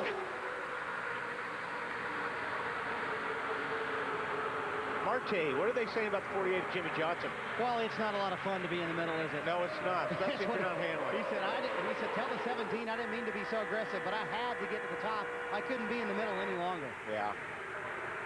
It's a different day. We saw some of that going on in the Bud Shootout at night, but, you know, the track is slippery right now. It's hot. There's a lot more temperature. Just don't think you want to be there. Ricky Craven is there now. Again, you're right. He doesn't want to be there. But now he's clear. He could go up if he wants. How about Ricky Craven, Matty? One advantage, Alan, to running in the second Twin 125. You can listen on the radios to what the other teams were talking about during the first Twin. They heard so many teams running hot. Ricky Craven's team took a little extra tape off that front grill just so when they were tucked up for traffic, the car would not be running too hot. Now they got Harvick going to try to go through the middle. Boy. I don't know if that's going to work or not. Got a pretty good run on Kevin LePage right there. But he might pull it off. Got Craven behind him. He'll be about the 5th position on back. How about the champion, Matt Kenseth, Marty? And speaking of listening on the radio, that's exactly what Robbie Reiser did during the first Twin 125, just like Matt was just talking about. The one thing he learned, cars were very tight in that session. He was worried the 17 would be too tight. He said, I don't think we have it freed up enough, so that first stop for us will be very critical. That 3-deep race is for 8th position. Kevin LePage on the inside. Ricky Craven in the middle. And Matt Kenseth up on the outside. Now Robbie Gordon drops down behind LePage. He's going to give him a push, maybe. Not quite. And Vickers is trying to push the 32 of Ricky Craven. That's Vickers in the blue and black 25. A Rebecca's Rookie Challenger this year. So excited at the prospect of racing in his first Daytona 500 on Sunday. I asked Brian, he was the NASCAR Busch Series champion last year, and I wondered what was the biggest difference in the Busch and the Cup. And he said, man, these Cup guys, they are aggressive. They go for it every lap. Marty? That's exactly what I was going to say. I talked to him this morning about the same thing. He said he couldn't believe how aggressive these guys were. He had to step up his game a little bit. He said to me, this ain't the Busch Series. Nope. Troubles. We got somebody pushing out water out there all of a sudden. Kevin LePage. Yeah. Blew the motor. There you go. That's too bad. Kevin started this race in 3rd position. He'll be in the 500, no problem. He had the 6th fastest time trial speed to fall back on. But they have some work to do between now and Sunday on the 4-car. Ricky Rudd, Elliott Sadler, Sterling Marlin, top 3. A little breakaway at the front of the Gatorade 125, race number 2. It's live at Daytona International Speedway with the NASCAR NEXTEL Cup Series. Looking to set the starting field for Sunday's Daytona 500. This is the second of today's Gatorade 125s. 5-car breakaway at the head of the field. The pack separated a little bit by Kevin LePage when he had troubles in the pack a minute ago. Watch the 4-car. That's him. You see him going up the hill, almost getting in the side of the 25. As he slows, coming off turn 2, that's what you're talking about. The accordion effect got the 31 of Robbie Gordon, the 12 of Ryan Newman. They had to back off and let all these cars go by. Yeah, 31 car had nowhere to go. He had to just wait until all the traffic up ahead of him or beside him went by, so he lost a lot of positions. He had to drop off the throttle, lost a lot of momentum, and Robbie's back in 17th right now. It's going to be so unnerving with all the bits and pieces out of the 4-car bouncing off the 31's windshield. At 190 miles an hour? Metals flying at you is not good. Ricky Rudd out in front, took the lead away at lap 3 from pole sitter Elliott Sadler. You see Elliott running second now. As that 5-car breakaway tries to get distance on the pack. Bill? It's been very quiet for Ricky Rudd. They just told him to focus, run your line, but a few laps ago he did say it's starting to shove up a little bit, shoving up a little bit, meaning the car is starting to tighten up just a little bit for Ricky Rudd. Been a great week for him so far and a great race here, Dave. We've talked about how the guys are putting bumpers on these cars that might be used at a short track. How about brake and tire blowers? The 38 car has one pointed at the right front today, which is unusual for a super speedway. They had issues with their right front last week in the Budweiser shootout. They hope they fixed it for today. His car just a little bit tight from the center off, according to Elliott radioing in. You know, these guys are really probably using their hand signals right now, just saying, stay in line, because this pack is broken away, and they're starting to make a little... See, that's the gap we're showing you there between the leader, Ricky Rudd, and the first car in the next pack, Jimmy Johnson. And those guys in the second pack, Wally, are trying to do the same thing. Right. They're trying to, they're trying to stay in line and trying to make some ground. The only problem with that front pack is it looks like Harvick is going up the racetrack like he can't run the bottom. And if he keeps doing that, they may catch him. Kevin Harvick looks like he's overheating. He keeps moving inside, outside. It looks to me like he's trying to get some clean air. Dave, what's he saying? He's overheating, BP. Oh, thank you. Exactly. He said his car's a little bit hot right now, and that his car's a little bit tight. We talked about that in the first 125. You run up on top, you help correct that situation a little bit. Dr. Parsons with the correct diagnosis. Well, sometimes he'd run low through the corner, sometimes high through the corner. So I just felt like that. And these guys back in the pack, overheating is going to be a problem. So things kind of settled in line for the moment. We're still a good 10 laps away from the pit stops. We'll come back if anything happens, but for now, we're watching NASCAR on TNT. Racing from Daytona coming up this weekend, Saturday on NBC at noon Eastern time. The Hershey's Kisses 300 for the NASCAR Busch Series. And then Sunday at noon Eastern on NBC, the Daytona 500. Coverage starting with Discover Card Countdown to Green. And don't forget our encore presentation of the 500 Monday night, 2 a.m. Eastern on TNT. You just want to see it again. There it is. And there have been a lot of 500s. Very much worth just wanting to see again. 18 laps of 50 complete in the second of the Gatorade 125s. Only one car out of the race. Its driver is with Marty. Very, very short day for Kevin LePage, and an engine failure, I guess, better today than on Sunday, right, Kevin? Well, that's true, Marty. You know, my hat's off to all the guys back at the engine shop. I mean, they worked real hard during the wintertime to get this YokeTV.com Monte Carlo up front. We did. We qualified 6 the other day, and unfortunately, we had to run the 125s to determine where we're going to start on Sunday, but for some reason, just something let go, and it was scary down in there because we were all in the touch, you know, real tough pack, close together, a lot of bump drafting going on, and now I know why guys were reinforcing their front bumper. My front bumper's beat all the heck, and it wasn't for me. The guys pushing me into the guys in front of me, but the guys got another good motor here, and this wasn't going to be our 500 motor anyway. We had one we were going to put in, but we're just putting it in about, I don't know, 41 laps too soon, I guess. There you go. He does have the 6th fastest qualifying time as talked about safely in the 500. Well, he talked about not using that engine in the 500. They had to use one engine from qualifying through the 125s. Now, tomorrow they will install a fresh engine, and that engine has to stay in the car through the Daytona 500. If you change, then you have to start at the rear of the field. You can try NASCAR.com's Track Pass absolutely free. BP's love that word. Love Speed Weeks. Log on to NASCAR.com. You can get live race coverage, including in-car audio, telemetry data, and video highlights from all of the events taking place here at Daytona. Well, that second pack, Timmy Johnson anyway, is slowly but surely catching those guys in front of him. He's gained about 0.2 of a second on that pack, and the closer he gets, the faster he'll gain on them. At 0.2 on that last lap. Yeah. So really needs for Rusty and Matt Kenseth to get a little bit closer behind him. I'll tell you what, these guys watched that first race, and they're all just sitting there very, very concerned about their tires. As Kenseth tries to go by Rusty Wallace and take over that position, that would be a battle for the 7th spot. We're right at that mark, BP, where Scott Riggs had his trouble.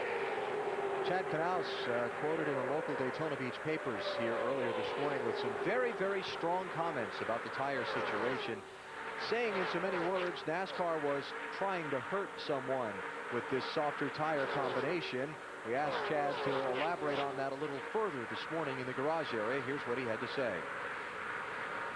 We as NASCAR Goodyear, the teams, everybody trying to get the aero package and the tire package figured out, and we're just having a hard time with it. You know, we had a set of tires on the car that the right front came apart. Now, whether that was a reason because of setup or aerodynamics or driver, we don't really know for sure yet. It's just a bit of a concern of mine. Nobody wants to hurt any drivers. We all know that, and we all know that everybody's doing the best job that they can right now. You know, we made some pretty dramatic changes to the car to try to get it a little bit better, to try to make sure that doesn't happen. So we'll just have to wait and see what happens. Thoughts of Chad Knaus following up on some printed quotes that were a little bit stronger, I think, than he intended to come out. But you can hear the frustration in his voice. I spoke with him in the garage this morning.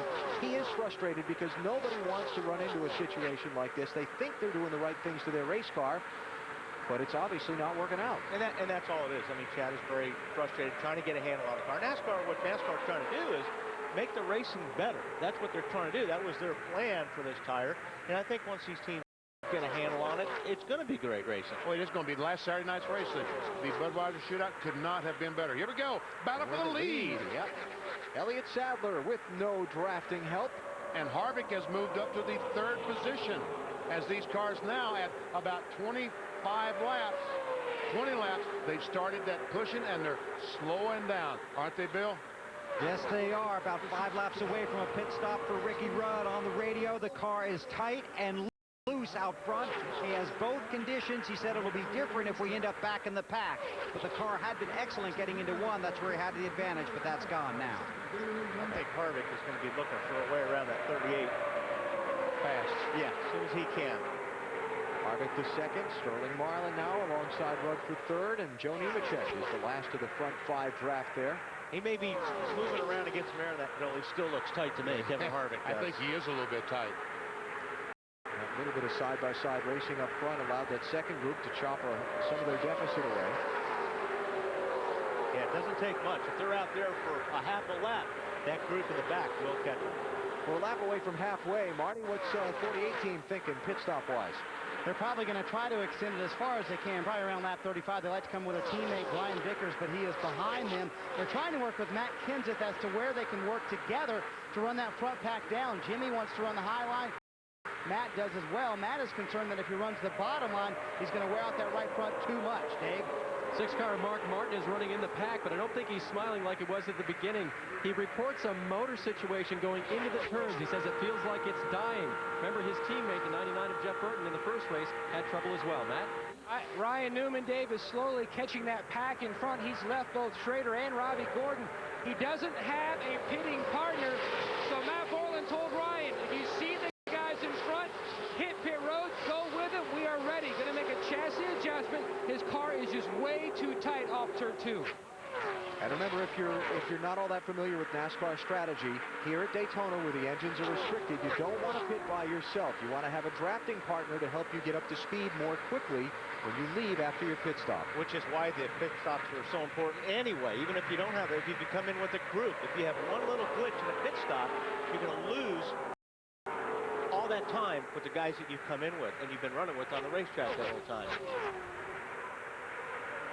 No takers on the pit stops this lap by as the leaders come storming by the entrance to pit road. Did Marty say lap 35? Yeah, well, see, what the difference is, they can go that far on fuel, but do they want to push the tires that far? And the gamble you take, if you short pit, if you stop now, and somebody else runs to lap 35 and the caution comes out before they pit, you got problems. Then you're going to be a lap down, and you can't win from there. So that's the concern they all have. I'm sure that each of these drivers and teams would love to pit right now and change 4 tires, but they've all got to do it. If someone stays out, catches that caution, just like Alan said, I'd be surprised to see if they go lap 35. But yeah, then there's the rub on the strategy. If someone's car is going to be handling so poorly after seeing what happened in the first race with Scott Riggs' car, they're going to make a move to pit road. And once one gets fresh tires, everybody will be heading to pit road. Monkey see, monkey do. Yep. No takers yet. On board, Kevin Harvick, second place driver. I talked with Kevin a couple days ago in the garage as he was making his practice runs, and he is just so content. He said, no changes to our team over the winter. That's the first time that's happened since I've been with RCR. I'm so happy with the way my team is structured, the way it's set, the way we're performing. This is going to be a really great year for me. Makes a big difference. Got that confidence that everything's going to be like it was or better than last year. Hey, Marty, what about the strategy now? What are they saying? I was saying they can go to lap 35 should they choose to do that. Hendrick team's about 2 laps away. Roush team's coming in this time. Here they come. Jimmy Johnson, Matt Kenseth on the brakes. Mark Martin, Mike Skinner, Ryan Newman, Scott Wimmer trying to walk him down. That's Scott Wimmer. Oh, I'm sorry. All right, Marty. Jimmy Johnson hitting pit road. His car was tight on that run. It got tighter the longer they ran. They're going to make a wedge adjustment. You see that in the left side. It'll be 4 tires. Other than that, pretty happy, Bill. Well, checking on some more pit stops. Dave, go ahead. No changes for Mark Martin, and they didn't lift the hood, which is a good sign. 4 tires for Mark. The 12 is in. Ryan Newman, chassis adjustment. The car was tight. Mike Skinner, a little over the line. He had to back up. Luck's going on. Left side of Ryan Newman. Service complete. Work still going on Skinner Chevrolet. Boy, that's going to cost Mike there because they all left without him. Yep. And he's going to lose that draft. Now some of the other front runners coming in. Rusty Wallace, Ricky Rudd, Jeremy Mayfield. And some of the cars toward the back of the running order. Ken Schrader, Kyle Petty, Brian Vickers, Johnny Benson. all coming into pit. So the leader, Elliott Sadler, has stayed out. Dave?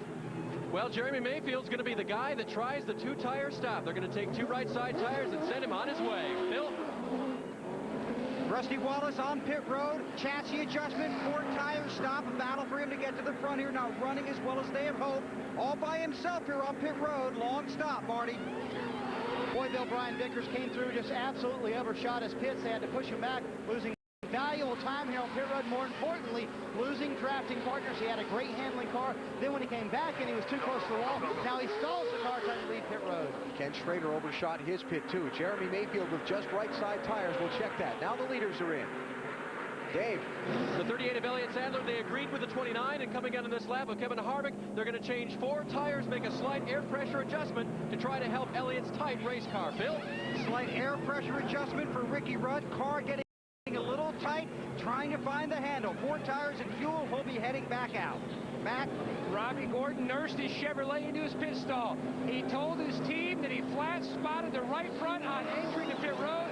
It is indeed flat. They made a chassis adjustment. We told you earlier, the car was just too tight for Robbie. He couldn't keep it on the bottom. Hopefully this will help. The problem is that all the cars are gone. Robbie Gordon is going to be on the racetrack by himself. Well, no, he's got the 32 in front of Ricky Craven, but that's the thing we talked about, boy. Man, you cannot make a little mistake on pit road. Go ahead, Dave. The 29 car of Kevin Harvick pitted. Did he lose his drafting partner, the 38 guys, or not? No, he's right with him. Very good. They had a great pit stop. No chassis changes to the car. They did take a little tape off the front end to try to help that overheating situation. I actually thought he might get out ahead of Elliott Sadler because Sadler had to brake hard before turning into his pit box from somebody else leaving their pit stall when he was coming in. Almost got tangled up with another car, but Sadler's crew able to get him out in front of Kevin Harvick. Well, the guys that had trouble, we got Skinner, Schrader, and Vickers are all running together. Yeah. But here's the big story. Head of the field is Jeremy Mayfield. Remember, they just got right side tires Saturday night in the Budweiser shootout? And he was the only one who did that tonight. Instead of being out there with 6 other guys, he's all by himself, and here comes the charge. Yep, and when they get to him, they'll probably charge on by. The field of 4-tired cars headed by Elliott Sadler. And that pit stop by Skinner has him back in the 17th position. And he's running with Kyle, but he's lost the pack. It's just those 2 cars, so they got a lot of ground to make up. I want to get Marty to check also. I think Johnny Benson might have gotten just right side tires. I want to get him to confirm that. But here they come up on Mayfield's bumper. Mayfield. Goodbye. Yep. And a baby 29's coming with you. Hard to stop that momentum when that pack comes up on you like that. You're out there by yourself. Yeah, I mean, a lot of factors there. He's only got the right side tires, plus he had no drafting help, Dave.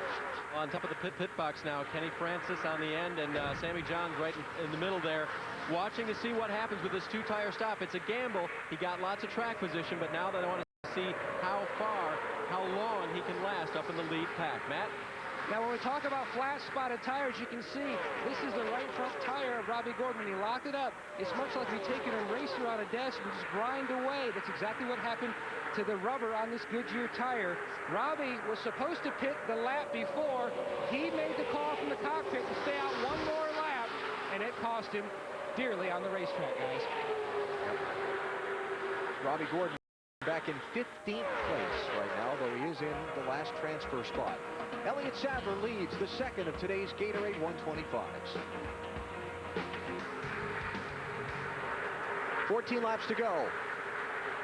Lead pack has 8 cars in it. Elliott Sadler the leader in 38, 8th place. Ricky Rudd. And all these guys trying to figure out what can we do to win this thing. Yep. Yes, sir. Looks like everybody is just a lot more single file in this race for sure, and the pack is broken up quite a bit more. We haven't had any yellows, but you know, it's funny, we've been talking about some of the issues with the Roush and Yates engines. Dale Jarrett, Matt Kenseth, and some of the guys reporting. Obviously, Elliott Sadler's having no troubles. He's up there leading the race. This is unfortunately 1 spot out of the transfer position. Kyle Petty and Mike Skinner, and you see how far they are behind the transfer spot, Robbie Gordon. 8 seconds. 8 seconds. We only have a dozen laps to go There's no way in the world he can make that time up without a caution flag. Right. And for Mike Skinner, coming into the race in an extra Richard Childress car, he has no provisional to fall back on. He was 36th fastest on his time trial speed.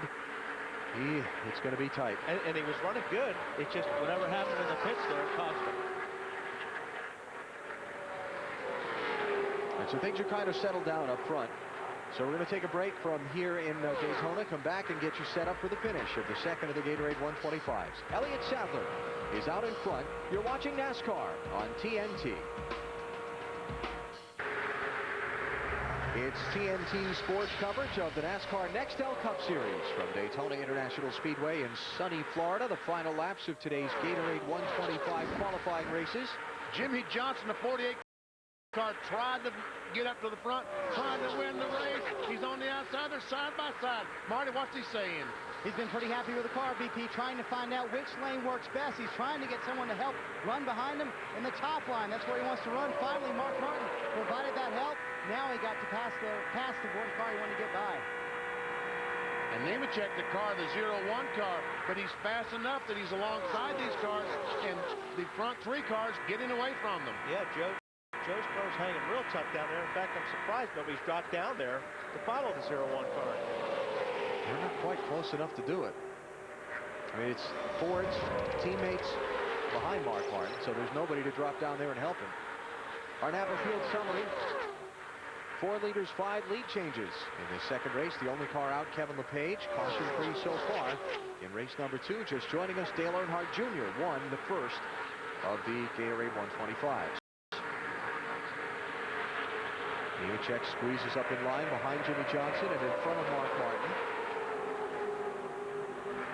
Look, Jimmy Johnson, he got one spot, and he's got about 7 laps to go to try to get the rest of them. By the way, we were talking about Mike Skinner and being out of touch. Right now, my unofficial calculations, he gets the last spot on time in the 500. But if one of these cars in front of him in this race drops out and he can't repass Kyle Petty, then he's out. So it's going to be tight. Marty, how about the champ, Matt Kenseth? He wants a push from Ricky Rudd, but Ricky can't get to him. He said, if Ricky can get to my rear bumper, I can help Mark out and we can get past Nemechek, but he can't get the help from the 21 that he needs, Dave.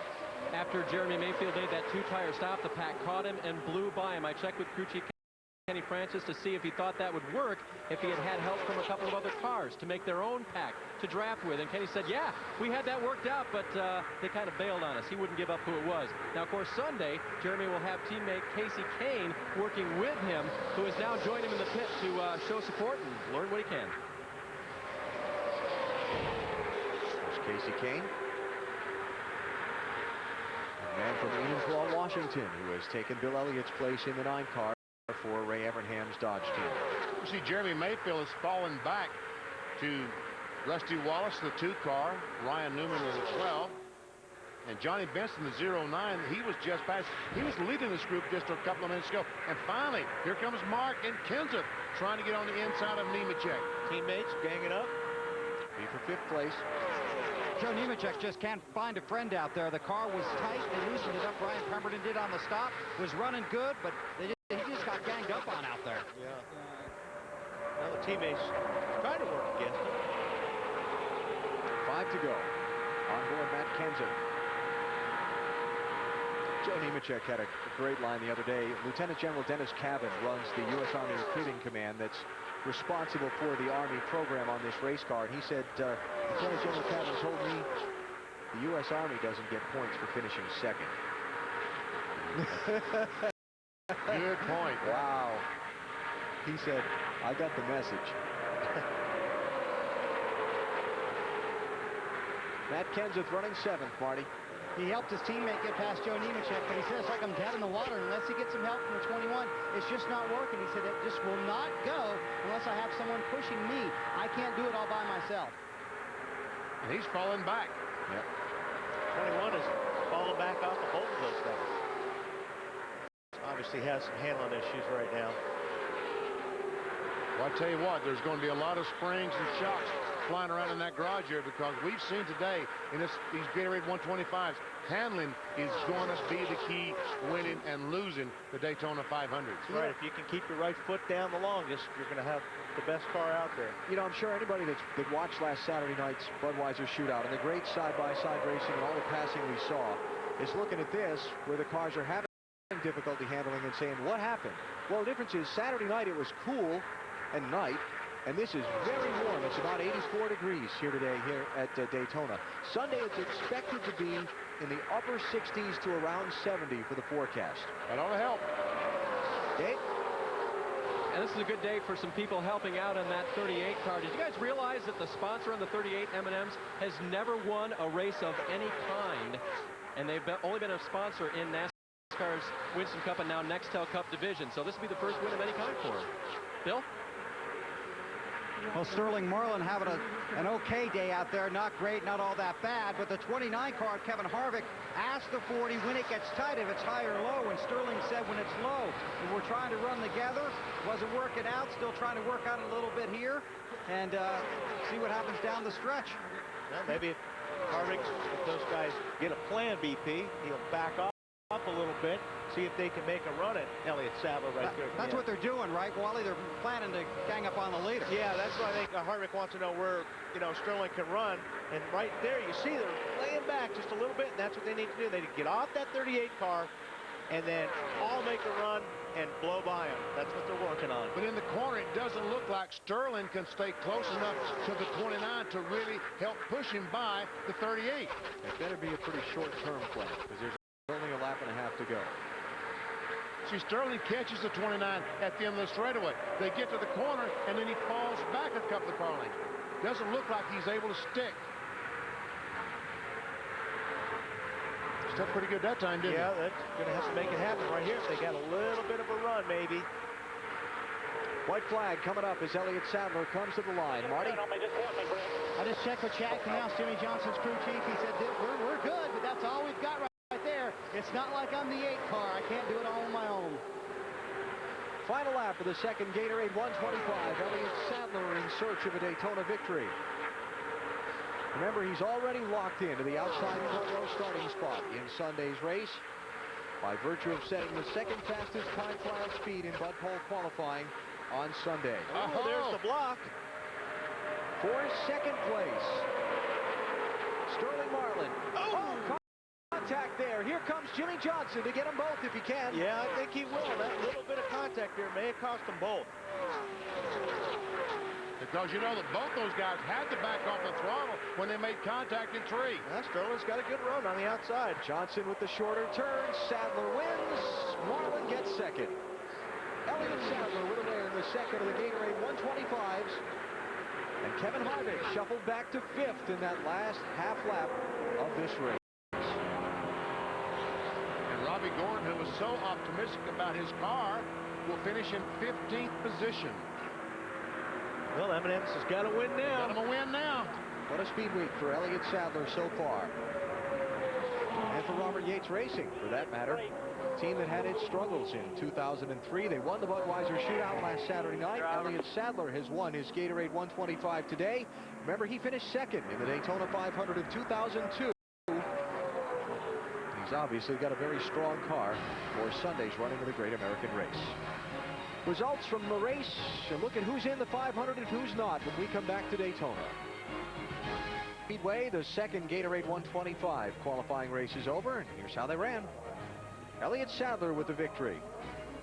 And Ryan Newman will come in 10th spot. He and his teammate Rusty Wallace, 9th and 10th. And remember, these cars will start from Sterling Marlin on down, 4th, 6th, 8th, 10th, and so on in the 500. Back through the 15th place finisher, Robbie Gordon, got the last transfer spot, so he'll start 30th in the Daytona 500. Everyone else from there on down to fall back on their time trial speed or last year point standings to get one of the final positions in the 500 field. So Kevin LePage, no doubt, will start in the 31st position. So Elliott Sadler with a win for Robert Yates Racing, and he is down in Gatorade Victory Lane, where he's getting set to climb out of his Ford and celebrate a Daytona victory. Bill? And as you guys mentioned, it's the first victory of any kind for his sponsor, M&M's. And what has been a huge week for Robert Yates Racing continues. Welcome to Gatorade Victory Lane. Congratulations. This is great, Bill Wubba.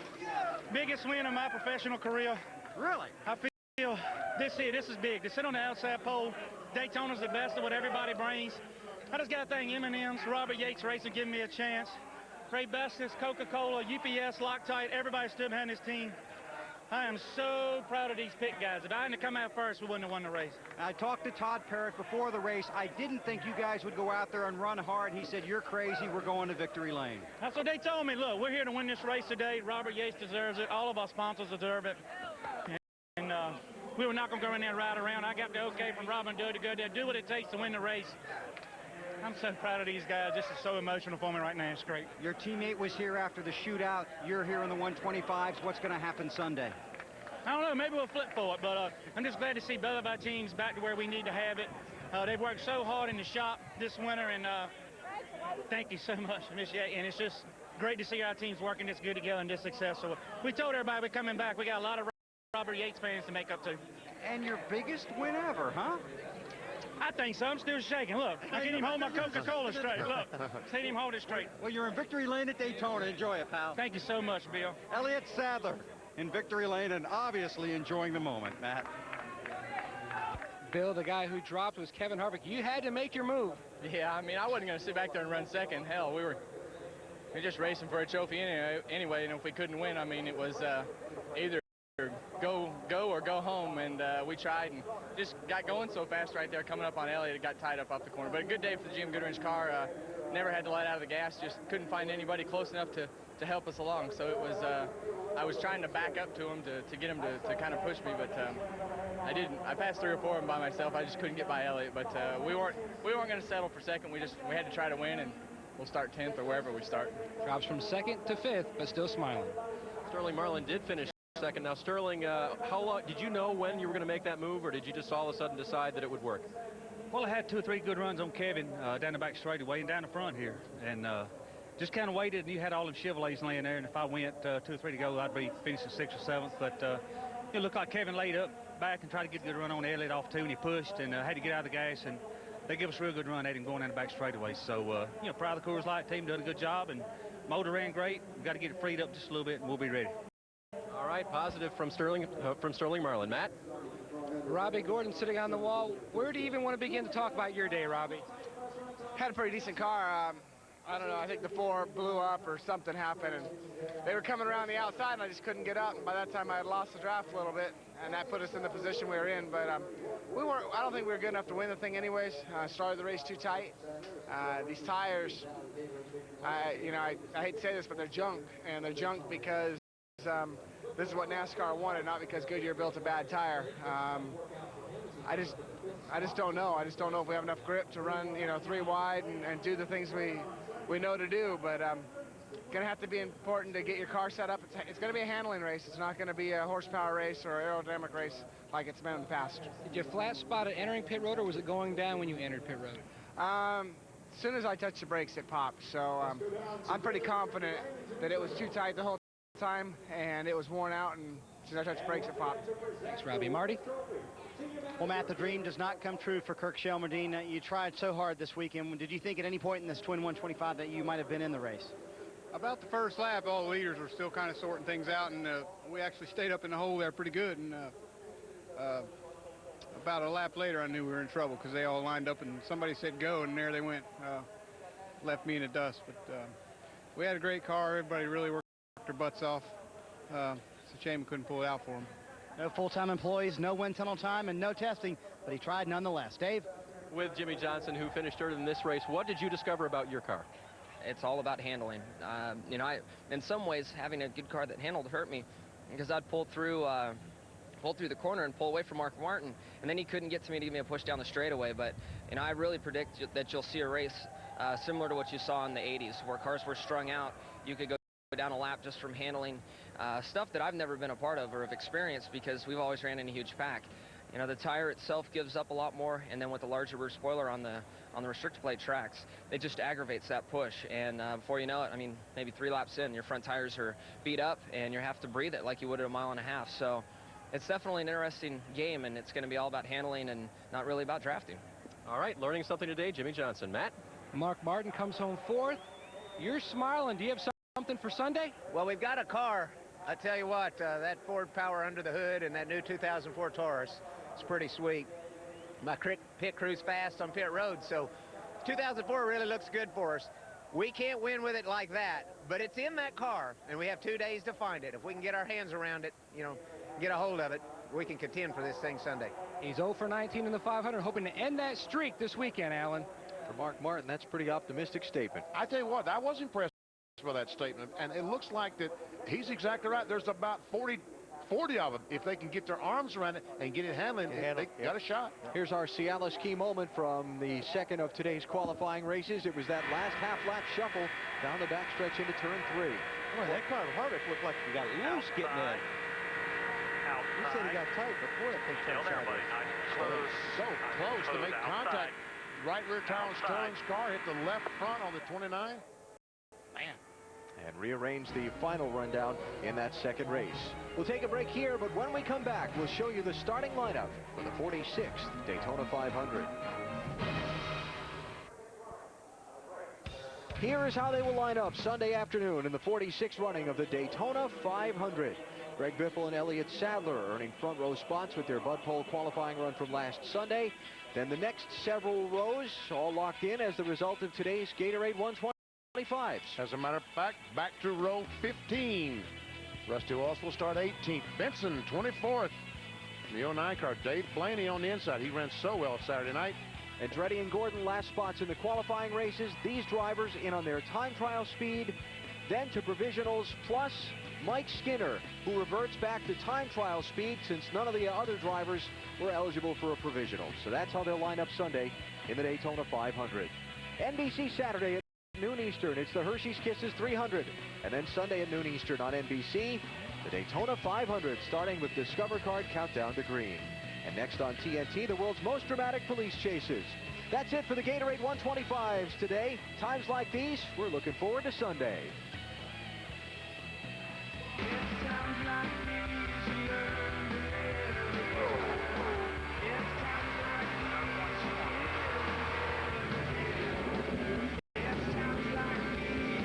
It's the first victory of any kind for his sponsor M&M's, and what has been a huge week for Robert Yates Racing continues.